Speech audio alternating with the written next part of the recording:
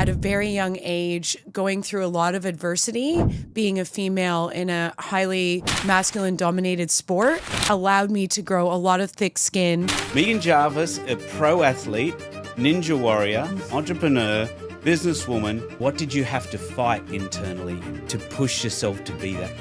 Well, courage in general, I think, is something that we're really looking for more of in society. It's easy for people to go, I can't because I'm not like that. Well, of course you can do it. That's you, Meg. I've been burned and, crucified. What do you have to really do in the depths of you to be in that place?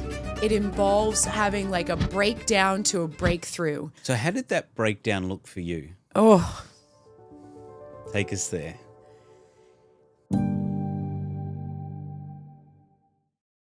Megan Jarvis, welcome to the Tomorrow Is Not Today podcast. I'm so excited to have you here for many reasons, which we're going to get into. I don't normally do this, but because normally I'll just get you to introduce yourself. Yep. But I'm wanting to do a couple of intro things because I reckon there's probably some stuff that you would miss out if I was just to leave it to you. So Touché. put the glasses on so we can actually right. see this. Megan Jarvis, a pro athlete, ninja warrior, entrepreneur, businesswoman, published fitness writer, author, stunt woman, radio personality, etc., and professional basketballer as well, and a bunch of other stuff. I don't know how you do all of that to start with. B, can you tell us a little bit more about who you are? Yes, absolutely. And we'll be diving deep today, I've heard. So Oh, yes, we will. I'll start with the surface level things of who I am, I guess, and then go from there. But that was a perfect intro.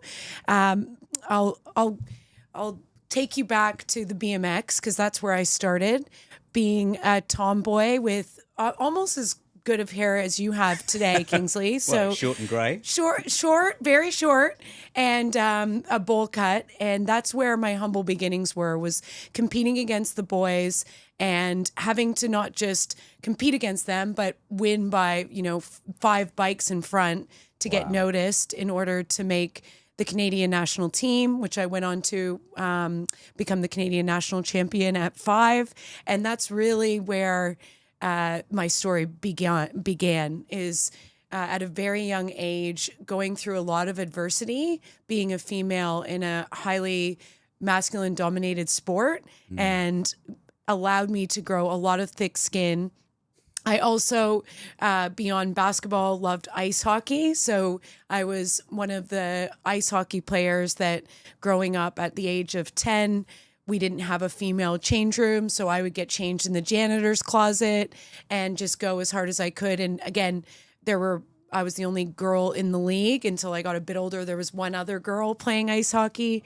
So understood that it's okay to lead change, even though I wasn't conscious to it. And I think that led to what you just read out later on in life and not having any fear of what other people thought. And I feel like that's probably the underlying key that we're going to get really deep into today is at a very young age, I learned and mastered the art of not giving a fuck or not caring what other people thought of me and just going for it. No matter what other people were saying, if it felt right to me, if my parents were in full support, I went against the grain and really pushed the boundaries and have been continuing to do that ever since and continue to do that in business today. You definitely do. You definitely do. Since the time I've known you and watched you, it's just nonstop. And you do keep pushing the boundaries and going further. It's almost like you're unstoppable. But take me back, because what you just said, I think you made some really good points in there. Well, obviously you did. But that's a couple of the points were, it was those tough times, it seems like, at the beginning where you were pushed, like male-dominated sports, and you had to be one of the best, or not just one of the best, you had to go right out there even to be recognized because you were a girl. Is that part of what built you? Yeah, absolutely. I think that was the ingrained DNA that I've been able to carry in my entrepreneurial journey. And looking at it in a different lens, it really set me up with this courage And I mean, a lot of people talk about this. At a recent conference that we were together, I brought up Charlie Kirk, and I know it's a very taboo topic, but courage is one of the things that he often spoke of. And courageous people, courage in general, I think is something that we're really looking for more of in society. And so looking back, I was able to find courage in myself at a really young age. And although I've been burned and, crucified and then had to get back up a million times, which we'll get to go into some awesome parts of the journey and normalize those things today so that people can feel comfortable about failing forward and getting back up and knowing that there's a huge lag, as I like to say, or plateau in the journey to becoming unstoppable or getting to the top. I think it's really about finding the courage within yourself. And if you're able to find that courage that you had early on, but when we're younger, we're playful. There's no expectations. No one's putting pressure on us. And we're also not feeling the expectations of others of what we want to do for others. As we get older, we start to have this model, as you know, and you and I have talked about this before, where we start to do things for what other people want us to do or what other people think would be right. And we all often judge ourselves based on that instead of going back into what we truly believe and what we love and having that courage to do that at the base level. So I feel like if we're able to go deep into where we started and where that courage was when we were younger, pull that root out. And I always say this, like, you can't just do it once. I do have to do it every morning before I come into this podcast. I've got this. Go, Megan. Let's go.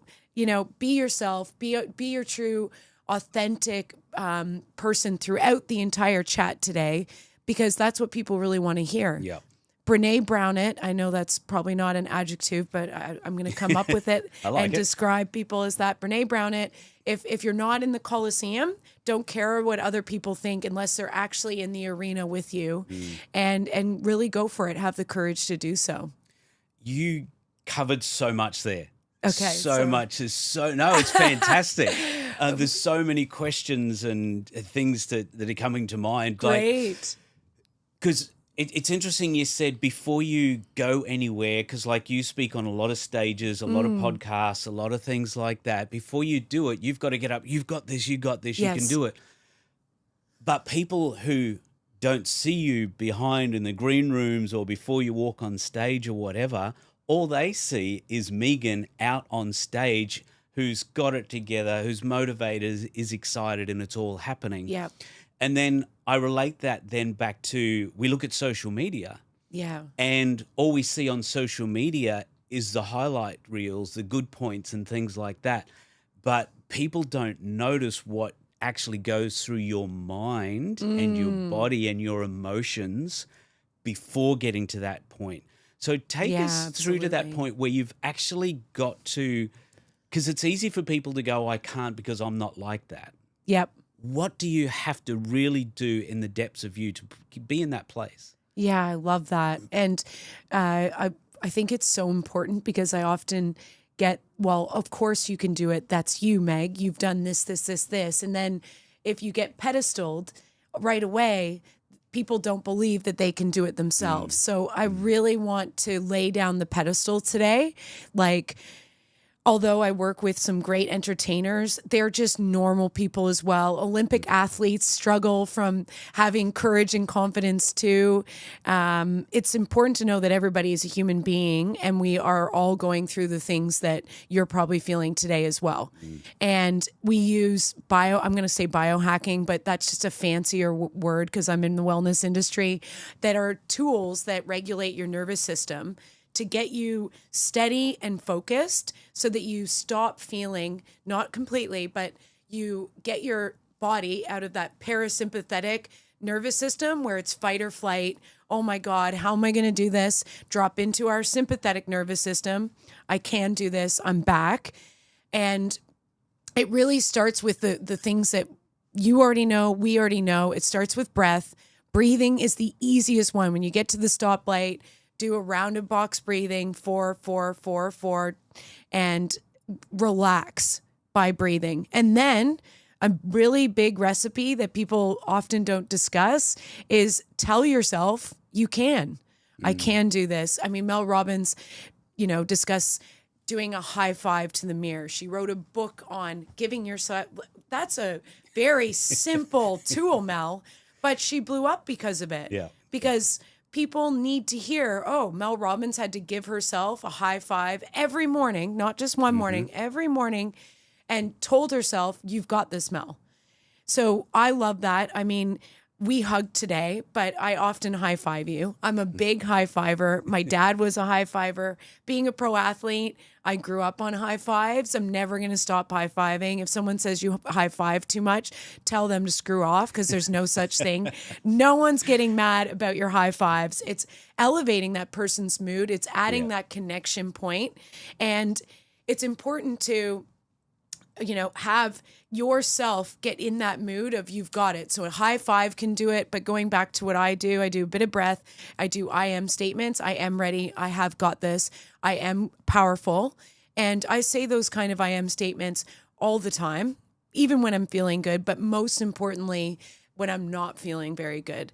And when you do what we do and we coach people and we're meant to feel bad because we're in a coaching world where we want our clients to come to us not feeling perfect. If they were feeling perfect every day, then why do you need us to coach you on your wellness or on your different areas of business along the way? Whatever areas that you're coaching someone in, they're meant to come to you with their problems and how they're feeling that day, and you're meant to hold space. And you're meant to feel that. For me, my mom being a psychiatrist growing up, having 8 clients a day and coming home and just nailing dinner and just never, going into what she felt. I've seen how you can leave things at the door, almost just like a gate or a bridge where you take a minute in the car. You've absorbed what you've just gone through in your day, in the office, wherever you work, and you give yourself, and Brene Brown uses a beautiful example of the bridges in France where they have to fill back up for the boats to go through.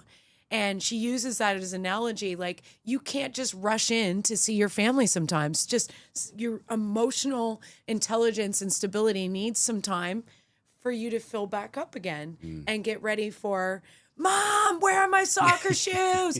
Where do you have dinner ready? What's it? And get ready for that because we need to have that emotional regulation. So I think to normalize it and come back to your question, before anything, I do prime myself and go into, priming, which Tony Robbins, Dr. Joe Dispenza use, which are priming breaths and saying some I am statements. And if you can, sprinkle a little gratitude on top, because we know that being grateful is going to really set you up and for an amazing day.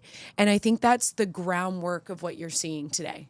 You're seeing somebody who does it daily, and it's that daily practice.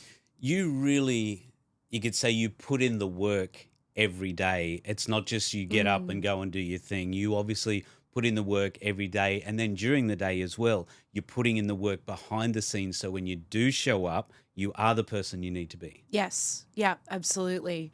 And it's funny you say that no one sees the green room. I did post a video of me before going on a stage in front of 500 people, and it showed me priming, and some other great mentors of mine came back and said, Meg, you're never going to see me doing those breaths before I take the stage, or you're never going to. And I had to take that in and go, okay, these guys do present.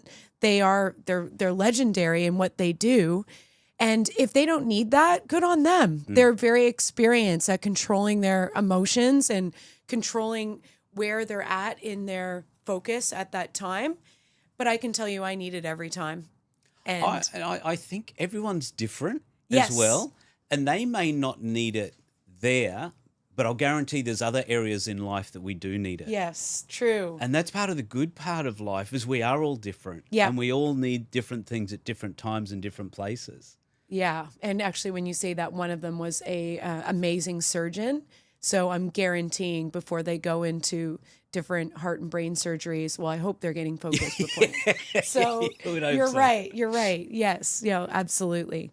I want to go back a little bit because Yes. as a dad, even though my kids are grown now, but as a dad, you look at, and I look at I did some good things with my kids. Yeah. And I did some really not good things with my kids because you don't know. we always hold that. Yes. And and I you definitely made don't know mistakes. what you don't know. Yeah. Yeah, I'm very blessed. My kids are phenomenal, absolutely amazing, and just killing it in life, which is fantastic. Well, then you've done a lot of things right there. Well, they've good. looked at the bad and gone, geez, not going there. I don't want him. I don't want that to happen. Yeah, maybe true. a bit of both. Yeah, you can. But when your kids are little, and because there's sometimes you can put too much pressure. Yes. On certain ones. Yeah. And others, it's good for some and not good for other kids. Oh, yeah. As I love well. Where this is heading. So I want to, from your perspective, and with your mum being a psychologist as well, and you having a lot of pressure as a kid, can you bring a little bit of, what would you say, balance or whatever to that whole scenario? Yeah, absolutely. It's such a great question too. And being somebody who deals in epigenetics and personalized programs, and that's something that I've been bringing to the health and fitness industry for almost over a decade now. So, now that it's a bit more popularized, I can discuss it wholeheartedly. But before, when I would discuss blood tests and personalizing, everyone was like, oh no, we'll just go on the same fat loss program, or I'll just do keto. It's working for everyone, or Mediterranean diets, been number one in the world for 5 years. I'll go on that. But now we understand that what works for one person is not going to work for another. And we know that 100%. And when it comes to kids, an easy one in my journey is to look at my brother, actually. And he is somebody that does not thrive on pressure and is the opposite of me. So my parents and I think my mom saw that very early on, which is great, that you're going to have some that really thrive in pressure situations and some that need to be given time and space. And that does have a lot to do.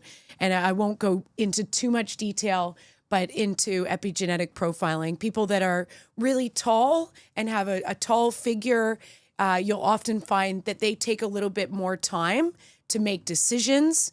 And that's just an easy base to start with. They're more of your guardians, your diplomats, very family oriented. Or if you have people that are a bit shorter in size, like you and I, that are go-getters, activators, connectors, we're like, yeah, give us the thing. We're going to go do it. You want to start a podcast? I've got it set up. I've got it ready to go on Monday. Where some people would take a lot more time to get to that point, and that's okay. And you need to know who you're speaking to when it comes to your kids and what's working and what's not.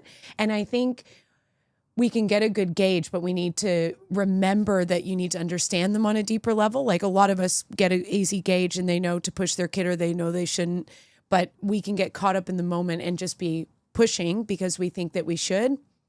Being somebody who's really passionate about movement as medicine and, the obesity issue that we have in children right now, I'm a big advocate for, irregardless of where your kid is, we need to be getting them to do some movement. And that might include getting some pressure there to move more, to put the phones down, to get them outside instead of watching TV, like no TV time, just like when we were growing up, go and play basketball or kick the can. I know it's hot in Australia right now. Go to the beach, swim in the pool, get out and do it with them if you can. And if not, and if you are working, enforce those things that make it more difficult to just sit and do nothing for your kids. But don't do the pushing too far that you have to play basketball and hockey and volleyball to the point that they don't love it anymore. Because sport is meant to be loved. They should want to go. Movement, on the other hand, is a necessity. So I like to really make that clear. Like movement can be sport, dance, anything. It can be walking down the street, but it is something that all of our children need to be doing. So there is a fine line of pressure and the push and making sure that we're pushing our kids to move more, but we're not pressuring them into a sport that they don't like. And, to the point that there was the potential that they could have gone to the Olympics, but we pressured them too much at an early age that they didn't want to do it when they got older. Yeah, that's awesome. I love that because I think, as a parent, you do think about all these sorts of things. Yes. And usually when you've got kids, they're very different personalities. Yep. And what you do with one is not what you do with the other one. 'Cause Correct. You send them off the D. This one will love it, and this one you'll push them away. Yeah, It's absolutely. really interesting. It's interesting how we often get like the yin and yang. Yeah. Of Very. kids, and they're really quite different, like arts and dance and those sort of, and then like sport and this side, and the creative is not there, or it does happen, but we tend to kind of bracket them together at times unconsciously, and I think it's important to recognize that not all of us need the pressure, but Yeah. for someone like myself, pressure builds diamonds, and I love it. Yeah. Which is cool. Which is why you are who you are today as well at the same time. So now you did the BMX. How long Yes. did you do that for? Until I was 15. So I BMX'd since That's I like was 10 3 years. years old, actually. Since 3. Wow. Yeah. I think I might have raised this with a previous guest of yours the other weekend, that I saw a little boy riding his bike down the street, and he had made some dirt tracks in his backyard, and I went up to my dad. So the story goes, I remember being on the bike, that's about it, and said, I want these, in whichever way I said it, training wheels off at the age of 2. And I was riding a bike at 3 over jumps, and Wow. still at the age of 3, 4 was like, I need to go to the track now. Like, these jumps aren't big enough. So I had some sort of interesting non-off switch of extreme sports and the love of pushing myself at a young age.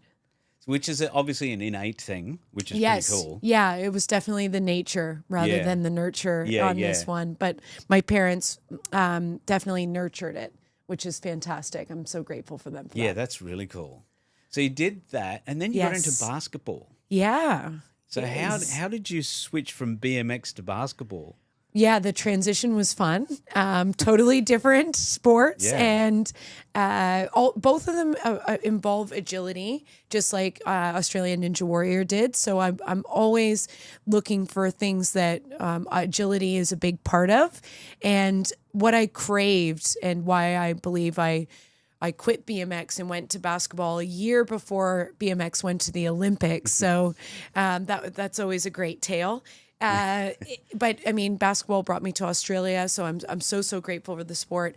Is that I craved camaraderie. I really wanted to be a part of a team, and I feel like that's something that we can miss, or we miss out on, when we are in a singular sport, that we just compete for ourselves. So going from BMX, my choices were all sports that were team sports. I was going on to either play professional ice hockey. That was another option at university. I actually made both the ice hockey team and the university basketball team at the same time, and had to choose, and also loved soccer. So it was all of those kind of sports that you were agile or had to really work as a team. And I wanted to get into something working as a team. And I've found, coming out of that, it's helped me immensely, because I now run a team of wellness coaches across the country. And I've learned about myself that I work better with a big team. Some people get very scared of managing a big team, but bring it on. And I'm so happy that I've found what I love by doing so, and it's connecting people and really understanding what each person needs to do and needs to bring to the team. There's a whole topic just there. Yes, yeah. So you worked out that you wanted to be part of a team. So what were you feeling? Because relating this back to business, Yes. you can be running a business, and there's so many successful business people, but they're lonely Yeah. and they're sad. Yep. Some of them, they're anxious, and they Yes. don't feel like they've got that camaraderie because they can't. Who are you going to talk to? Yeah. Yep. So what were you feeling at that point? And what made you, like, what was the big pivotal thing that made you choose, you know what, I'm going to get with the team? My pivotal moment was at a Tony Robbins conference called Date with Destiny, which I went on to do all of his conferences afterwards. But even if you're listening and not a Tony Robbins fan, because a lot of people, it's kind of a love or hate with Tony, it's being with somebody that is at a higher level than you in whichever area of business that you want to get into and learning from them. And it hit me at this conference that I needed a coach, and I needed a coach to really assist me to go to that next level. And since then, I've had business coaches at every tier, and through those business coaches that a lot of them are mutual friends of ours, I've learned about how we have money ceilings. So we can get from 1 million to 2 million, 2 million to 10 million, 10 million to 20 million, and then it goes up to 40 million, then it goes up to 100 million. But each of these are ceilings that we all can hit, and they're actually very common. Like 8 out of 10 entrepreneurs hit these money ceilings and then need to learn that it is about them, not the rest of the team, to break through them. And having a coach or having somebody that really is what you mentioned, and what you do so well, Kingsley, is somebody you can bounce things off of to help you see your blind spots and understand how you can take your business to the next level. Community groups like the ones that we're involved with are fantastic as well, where you can go and meet with businesses at 7 a.m. in the morning and help assist everybody, and then go and have a coffee afterwards. But even those, I'll say this, and I've said this to anybody that I've mentored or coached, is it's not about what happens in that morning session or at a work party. It's about to be Christmas parties. And I'm sure a lot of people listening are probably already into their Christmas parties or New Year's parties. It's not about the party itself. It's about what happens afterwards. Be the last person having a coffee. Be the last person at the Christmas party. Because the way that I've gotten ahead has not been at that gathering. It's been after that gathering takes place and exchanging some really valuable information or different opportunities and clients in private circles of 2 or 3 people. And that's why you were there. It clicks. Yeah. But I find a lot of people go to them and then go, well, this isn't working. Why did I go to this anyways? I did what they said to do on that podcast and it still hasn't worked. It is what you make it. And that's kind of the secret sauce that people need to know. I think that goes back to what we were saying before. What you were saying before is you're doing the work every day. You don't just go to these events just for a good time. Yes. Which they are, mostly. Yeah, absolutely. But it's then, so what is your intentionality that you're going to get out of that? What are you going to follow through? Who are you meeting that you can connect with and do things with? That's where all the gold is. And you know what's really interesting? You just got me thinking that when I go to these groups and the people that I do connect with and deal with later on, they are the ones who are up here in their thinking, in their operations and things as well. I'd never thought about that until just now. They are those sorts of people who are there because they're doing the same thing. Yep. And they're getting ahead and they're doing things and making a difference as well, because it's that whole intentionality thing. Yes. Yeah, absolutely. I love that. Any light bulb moments I'll take from Kingsley. Let's go. So take me now to, because obviously getting to these places, you don't just go, okay, I'm a BMX champion now. Yeah. I'm going to jump over here. I'll be a basketball champion. Yep. It doesn't just happen like that. No, you're So right. what did you have to do internally? What did you have to fight internally in yourself to push yourself to be that good? Great question. I feel like every time it's peeling off another layer of the onion and it doesn't stop. So even sitting here right now, I was just on a TV show last week called The Seventh Seat that premieres, I think, in January. And everyone in the room came from such diverse backgrounds and had overcome so many different like adversity, and there was just amazing people in the room. But we, throughout our journeys, are consistently peeling back these layers and having to go on a call to adventure. That's a great way to explain it. That I hang up the bike. Well, I don't hang it up, but my dad puts it on hangs it up in the garage, and it's still there, by the way. And wow. I still use it when I get home. So it's something that I still love and still go back to, because it is my fun. It's my joy. But transitioning from that to basketball, or transitioning from basketball to business, because that's what I went into after basketball. I became a lead lecturer at the Australian Institute of Fitness, straight out of professional sport, and had some interesting stories of business along the way in between, when I was meant to be just playing basketball. That's the other thing that I love Marilyn Monroe, and her saying is, if I obeyed all the rules, I wouldn't have gotten anywhere. So, I've heard of some other stories that you get into on this podcast. So I'll tell you one that I'm not meant to tell. And if anyone's working for the Australian government, hold on tight. This is a good one.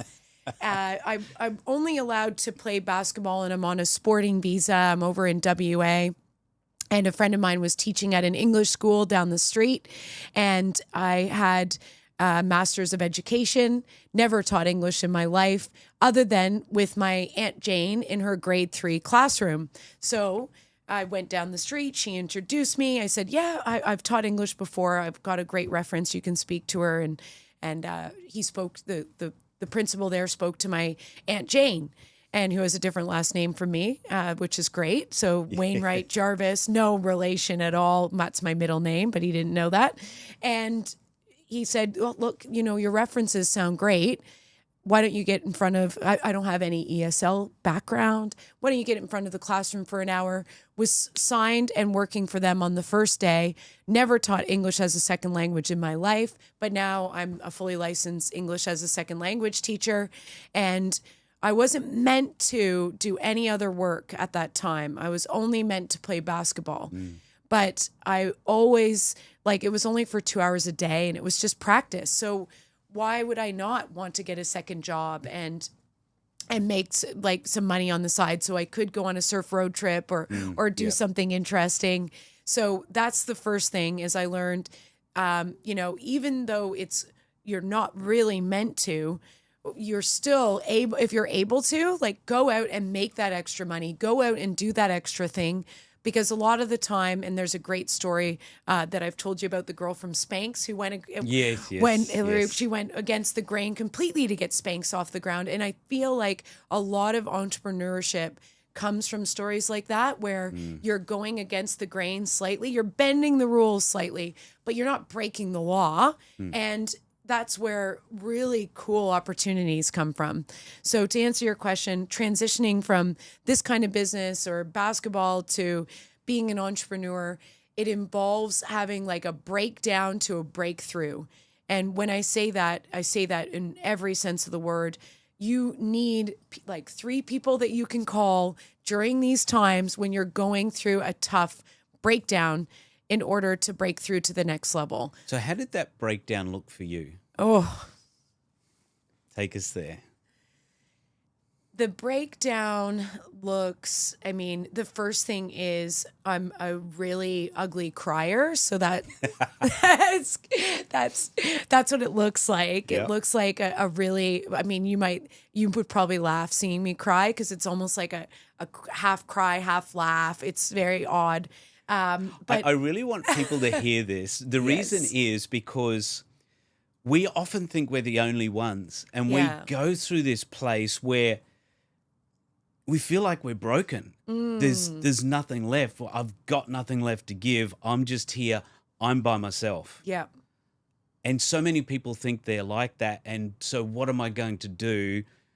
There is no hope anymore. Yeah. Or I can see I'd like to be there, but I have no idea how.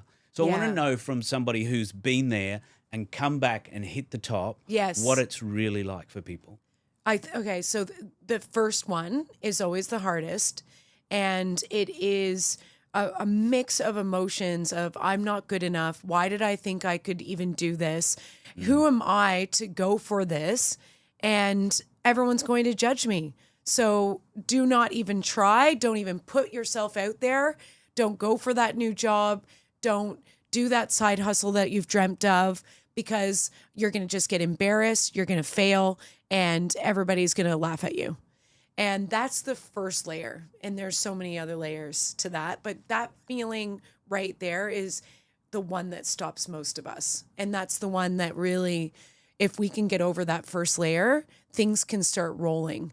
And so when you say get over it, how do you get over it? Oh, I was about to answer. Yeah, mine's pretty easy, but there's so many different ways to do it. But for people like ourselves that, again, doing a quick epigenetics on us, like, movement is important to both of us. Connection is important to both of us.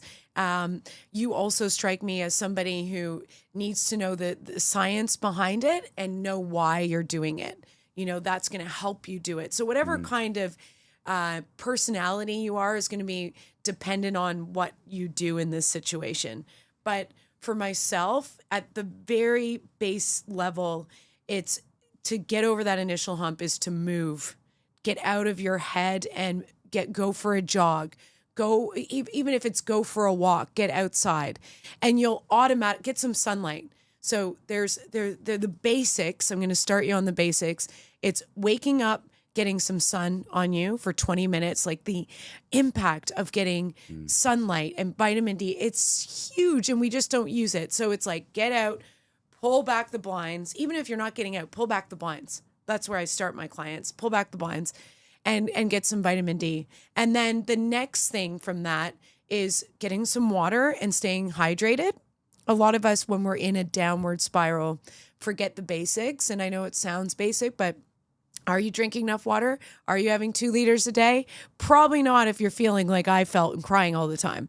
And you're exhausting all your water anyways. It's going on the floor. So you need more water from these moments. And then get outside and go for a walk, go and move. And from that first one, you will be able to get back up faster. So it is about failing and getting up faster. Each time getting up faster. Each time it gets easier, but it doesn't feel like that in the moment. Sometimes when you're at that point, yes, you're literally at a place where the floor is above you. Yeah, and it just feels like you're in a coma. And you don't know, how can I, like, literally getting outside is so hard. When you went through this sort of phase, were you bawling on your bed? Were you trying to get something happening? What was happening with you? Oof, all right. Going really deep, and you said we would. The real stuff. Oh, I love it. Let me go back into it. It involved probably similar emotions to our listeners, that it is hard to get out of bed. Your energy levels are really low, and the hardest thing is getting out of bed. And it is, crying on your bed, or even when you go out wanting to just go back into the room, close the door and escape reality. And what were you feeling at that time? Were you feeling hopeless? Were you feeling like, I can do this, but I just don't have the energy right now? Where was your mind? It was definitely feeling hopelessness. And it wasn't just feeling I don't have the energy right now. It was feeling like I'm never going to have the energy. So it's in a darkness where you don't believe that you can continue.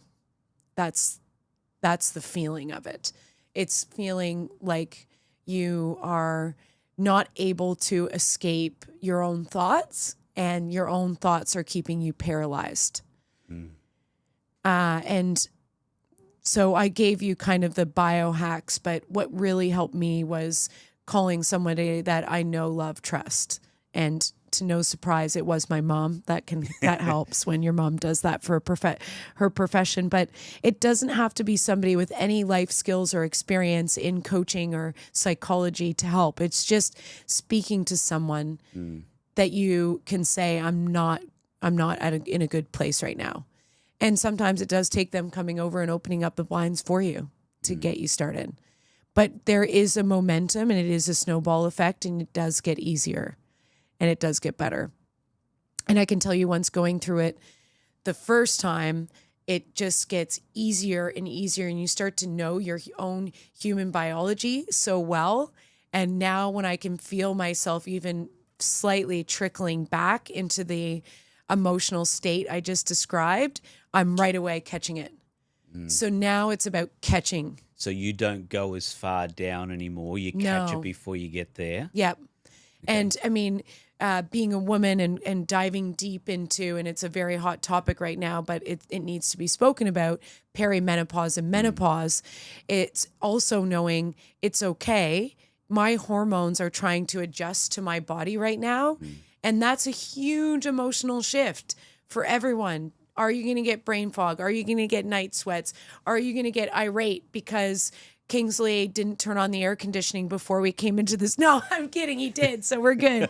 But, you know, if he didn't, I could be sitting here getting really hot and flustered, and it wouldn't have been your fault, but I would have felt that anger because my hormones are going nuts in my body, and I'm trying to get used to what I'm developing into as a woman. So there's also this like beautiful science behind it, that if we have an understanding of that, then we can also go into giving ourselves empathy and letting our partner know, and letting our kids know what we're going through. Like, sorry, mom's going through this. If I get a bit more aggressive right now, that's why, and I don't mean to lash out at you. I'm dealing with a lot of different hormones in my body. And you could use pictures. You could dumb that right down. I know I'm speaking very eloquently today on the podcast, but it's important to let people know around you what you're going through so that they know it's not you always speaking that way. I love what you've just said, and where you've gone. And I know that's probably pretty hard for you because you are a positive ball of energy. Anyone who knows you knows that's who you are. Yes. Yeah. So for you to go down in that place, I know is where you don't. That's not normal for you. No, but yeah, I've been there. But exactly, and I really appreciate you doing that because Thank you. It shows other people that what reality is for life for everybody, literally. Yes. And I think what you said earlier is to normalizing some of these things, because I know growing up, you just didn't talk about any of this stuff. Yeah. You don't go there. You don't talk about it. You don't mention it. It doesn't exist. La, la, la. Almost that sort of thing happens growing up. And it's good that we're starting to, hey, that's part of life. That's what happens in life in different periods of time, at different ages, whatever it is, understanding it. Because I think if we know that it's real, get a bit of understanding and then go, okay, that's what happens. What do we do? How do we work with this the best way we possibly can? Yeah. And then we can go into solution-oriented mode, and it can start to shift. Yeah, and not pretending that it's not there. Yeah. And that, I think, from today, one of the biggest things I want people to get, I think, is the fact that wherever you are, whatever's going on, it's real. Yes. It's real. You're not the only person. Yep. There are a lot of other people going through this.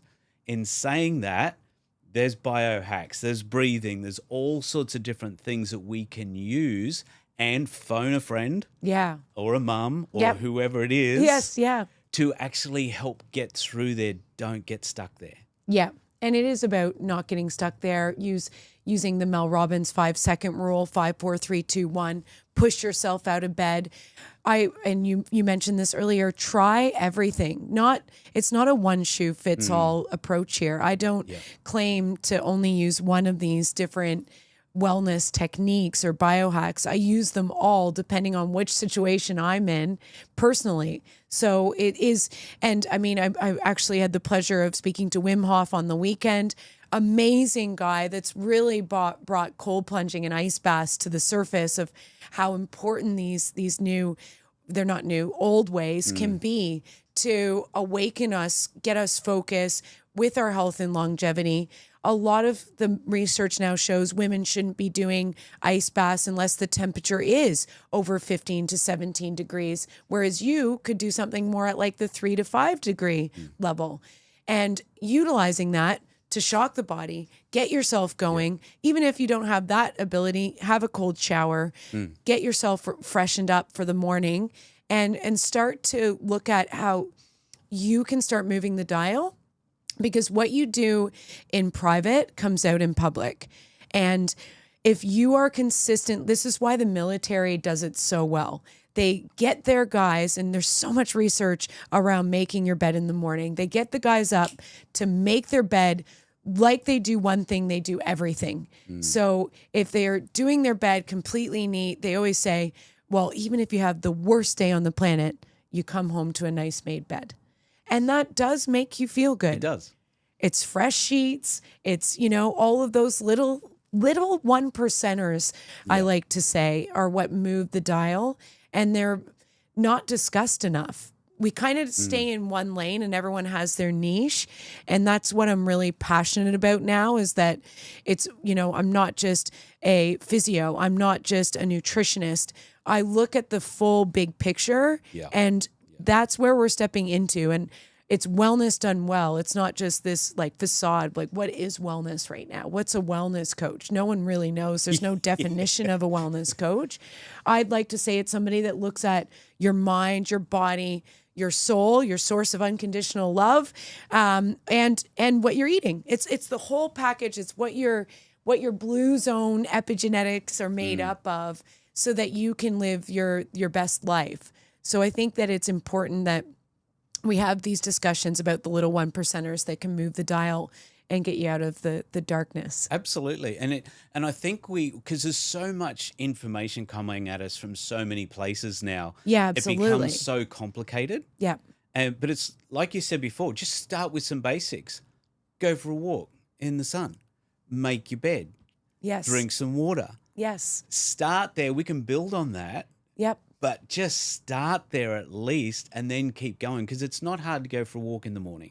No. For the most part. Yep. It's not hard to drink water. Yeah.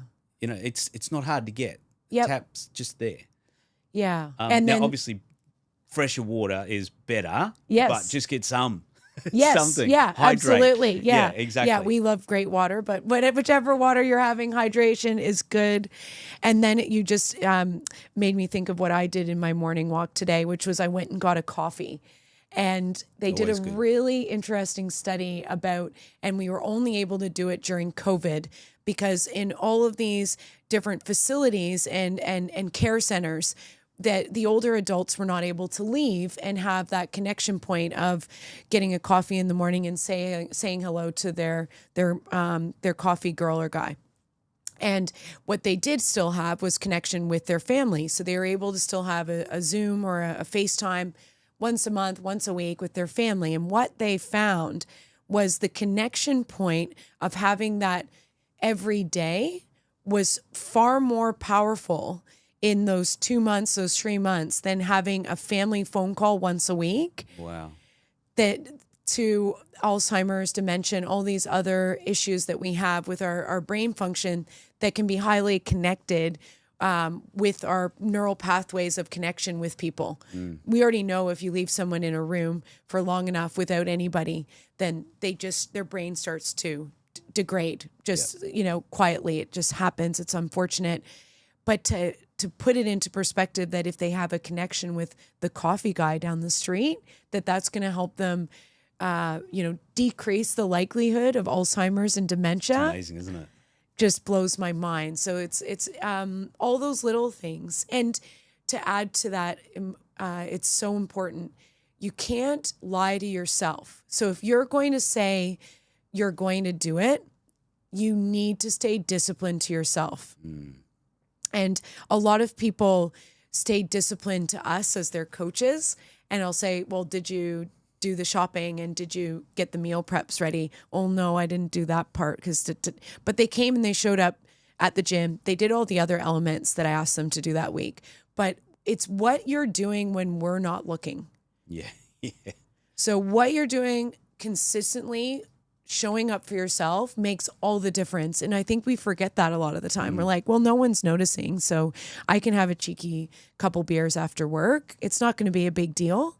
But if you've promised yourself that you're not drinking for the month, and if you've promised yourself that you're going to move throughout the entire month of November, do a 3K walk, and you didn't show up for that, that's where things start to go into a landslide. I remember doing 75 hard, and Yes. you've got the app where you check things off, Yeah. but nobody would know Yeah. if you did or you didn't. Yeah. 75 hard's a But- great example. I knew, and when I did the second part of it, day 6, Yeah. I missed something simple. I can't remember what it was. It was the simplest thing, and I had to go, and nobody would have had a clue. Yes. It was something like I didn't quite drink enough water or something like that. It was a basic thing. Yep. Where I was so close but not quite there. Yeah. And I could have just kept going, ticked it off, Yep. but I knew. And that's the difference. Exactly what you're talking about now. And so did you chug the 2 liters of water at the end at the end of the day? I got through to, I think I got to the next morning or something, and I'm like, oh no, I haven't done it. Yeah. So I'm like, no, I got to start again. Yes. Go back. Yeah, good It for was you. so annoying though Yeah. to do that. That's why it's 75 hard. It is. it's It is. consistency. And I think that's what we're talking about today. Yeah, absolutely. Is So that tell us a little bit now, because we got to, unfortunately, we do have to finish. Yes. Time's gone so fast, and I blame you for that. Yeah, well, and you for the great questions in the awesome podcast. Tell people a little bit about where you are, what you're getting into more and more now, because it's very exciting where you're going, who you're working with, not just who you're working with, but how you're actually really helping them in such an Yes. important way. Oh, I love that. Thank you.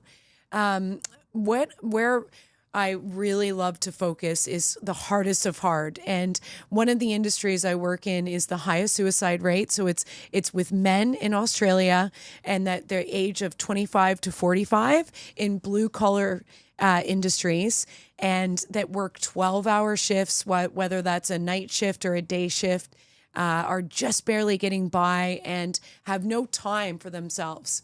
And this is where, being a wellness coach is really challenging, because if these guys, one, they have no energy when they get off shift. The last thing they want to do is come into a gym or do some movement or eat healthy, even for that matter. They just want to go home, relax, and have a beer because they've worked hard. And that's our culture. It's ingrained in us. You've done well, now reward yourself with something that's not very good for you. It's just an unfortunate way that we like to balance. It does relax us though, but so does movement.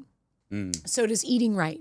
All of those things relax us as well. So I'm in this process of shifting a culture, actually, which is really exciting. That's huge. And I work in corporate wellness and in health and longevity with the entertainment and Olympic athletes. I'll get into those guys, but they're the easier ones. These guys over here, I've got gyms and facilities across Australia and New Zealand, and we work on their mindset of getting themselves really putting themselves first. And we're dealing in the new psychosocial hazard laws that have just been passed in Australia in August last year. And we work at looking at how companies can ensure that these psychosocial hazard laws don't come into play. Because now, not only are they something that a staff member can look at and say, I'm getting bullied in the workplace, I'm not getting enough breaks in the workplace, I'm getting overloaded in the workplace. The list goes on of the different mental issues or psychosocial hazards that one can claim against their employer now.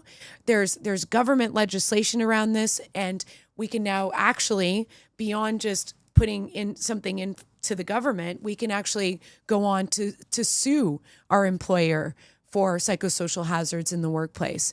So now we're in this beautiful area of where we're able to do surveys, understand what these lower level and middle management are feeling, not just what the CEOs and our top tier management are feeling, and work our way back so that everybody's getting heard and that there's a sequence and there's not just an EAP line, which no one uses. If you don't know what an EAP line is, it's an emergency line that you would call if you thought you were going to commit suicide or had a true family emergency. It takes sometimes a week to get an appointment. If you're lucky, usually it's a month. And at that time, I'm in preventative health. So you've already gone past the point of no return that you are needing to reach out at that desperate state. So we're really trying to catch things early and have a process and a strategy in place that we can have people checking in on people in the workplace. And I've recently done a podcast on this, and a lot of people comment, why don't you eat or drink a cup of concrete for breakfast? That's the comments that I get on this. And I totally get it. You know, there's banter in the workplace. We've been throwing around comments all day, and we will continue to do so, Kingsley and I, after this podcast. But there is a certain breaking point that each person has that needs to be heard. And what's really interesting is these psychosocial hazards are now overtaking, and I'm not selling myself as a physio in the fitness realm, any injuries at work. So any health and safety injuries are now being surpassed by mental health injuries. And we all kind of saw that coming, but it's a very unique space to be playing in. And the other area I play in, which is the sexier one, is the entertainment industry and working with elite athletes, which I've been my whole life. So that's an easy transition for me. Working with clients on when their cycles are. So we actually have females training around their cycles for the first time ever on our Australian Olympic team. I'm working with them on grounding. So I have PEMF and infrared mats that they're going and actually grounding themselves on. We're using, as mentioned, hot and cold therapy, compression, but compression done differently, where they actually open up their lymphatic system before just slapping on a set of Normatec compression boots, where you're ensuring that your lymphatic system is primed so it actually can get rid of the toxins out of the body. So it's kind of all the 1%ers that I've done in my career previously are now being brought to the most elite level with the best technology, and we're helping them overcome strains when it comes to physical, but also mental barriers and taking themselves to a new level. So both those areas are really exciting me. That's so cool, because I interviewed Ben, I can't remember his name off the top of my head, but he works in the industry around mental health in the film industry. Yes. And the amount of this that goes on is absolutely incredible. So what you're doing is so needed. An incredible guy. And he's really fighting an uphill battle himself to make this happen. The good thing is Gold Coast Council actually is very supportive of what he's doing. Yeah, fantastic. It's a phenomenal thing. So it's so good you're there doing it, because a lot of people look from the outside, or you're in the entertainment industry, or you're this or you're that. They have no idea what goes on the inside of it. And it started for me in stunting and in film. Yeah, right. And that's where I saw this not happening. At all. There was no recovery on Elvis. Austin Butler would go up on stage and do 12 to 15 hours a day. Literally, you know, you've probably seen it in the Vegas scene. And then there's no recovery afterwards, goes to sleep, gets up the next day and does it all over again. And Baz Luhrmann's the same. He's just on fire every single day. And for his age, I'm telling you, he's a pinnacle of healthy aging, that guy. And such a pleasure to work with. But all of these guys had no recovery, had no release, and there was no no trailer for any massage, any chiro, and all of the things that I now have trailers for in the film industry. It is a slow turn of the tides, and we're in the entertainment industry, you know, swapping out cocaine for ice baths. And that's a common one that I say, because Andrew Huberman has brought that to the forefront. So I have no judgment now that I'm saying it. It's that's out there. It does the same thing to the brain. Whether you judge these guys or not, they're doing it. So you might as well go in with an open mind, and you might as well look at what they're going through to understand why they are. And what I just told you, well, you know, can you judge them if they need that in the morning? A cup of coffee does not keep you going for 14 hours looking like Elvis. You need more than that, you know, or dancing like Elvis, I should say. He looked like him easy, but it took him 2 years during COVID to start dancing and moving like him, and then to uphold that level of energy all day. It's huge. You need some different ways to do it. Yeah, and it takes someone like you that's been in there to really understand it. True. Most of us aren't going to understand. We can look from the outside and go, oh yeah, But That might be hard. yeah, exactly. But you need someone that's in there to really understand what's going on, the mind, the body, the emotions, the pressure, all that sort of thing. I mean, the easiest way is imagine your workplace where there's no breaks, and construction sites are similar. Every second costs thousands. So you can't go down, and no one can go down. If a crane goes down, it could be tens of thousands for that day, right? Same thing on a movie set. Yeah, it's huge. Now, as we finish, I love to ask a final question. Okay. All of them have been amazing. I'm looking forward to it. Oh, good. I'm glad. How can people create the life they want and leave a legacy they're proud of? Ooh, I love this final question. I believe, I think it's a two-part answer. The first one, creating a life that they want, comes back to doing what you truly love and not being afraid to go for it and having the courage to dig deep. And I say that dig deep because, we're all about working smarter, not harder. And I get that. But the people I just mentioned, all of them have worked really hard at one point to get to where they are. And I don't meet many people that have not gone through adversity to get to where they are. So I think there is that, even if you have to do it at night at 10 o'clock at night after your kids have gone to bed and stay up to midnight, and you have to do that for the next 3 to 6 months to get your Instagram page out there with the different styles of cake toppers that you really want to bring to Amazon, do it.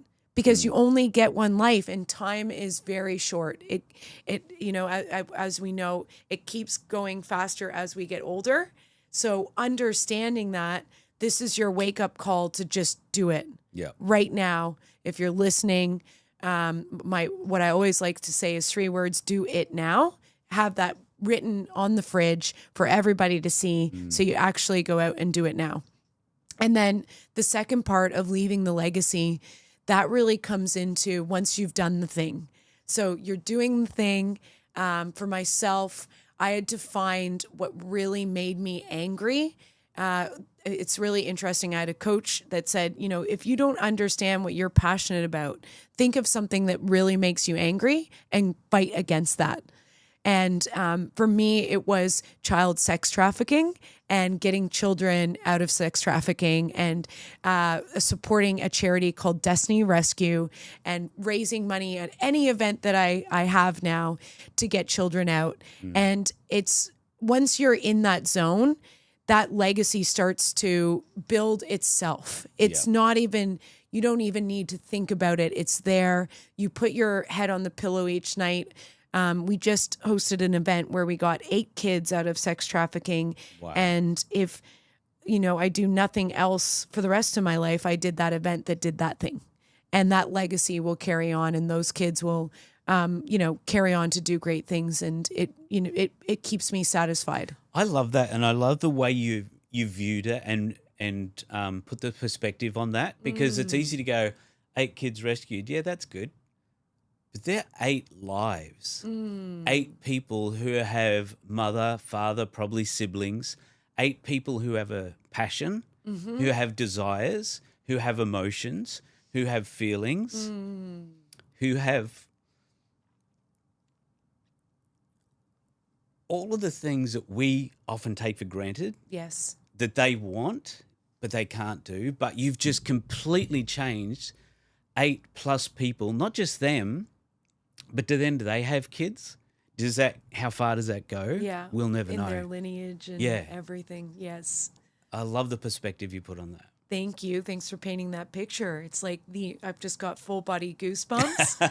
And I'm not a huge crier in public, but if I was, this is like the most emotional state, right? Like when you can really feel into that you're really proud of something that you've done. So thank you, Kingsley. Megan, thank you so much. I love what you've given people, and just such practicality and of what to do. Like, you've been to the lowest place where getting out of bed, that in itself is quite an accomplishment. Yes. And you're doing some incredible stuff with people from all walks of life at the moment. thank you for coming and sharing your story and how you are living your passion. And you've created your life, your business is all around doing that and helping other people. That's what this podcast is all about. Thank you so much. Thank you. Thanks, Kingsley. Thanks for having me on. It's been a blast. It has. Thanks, Megan. Thank you.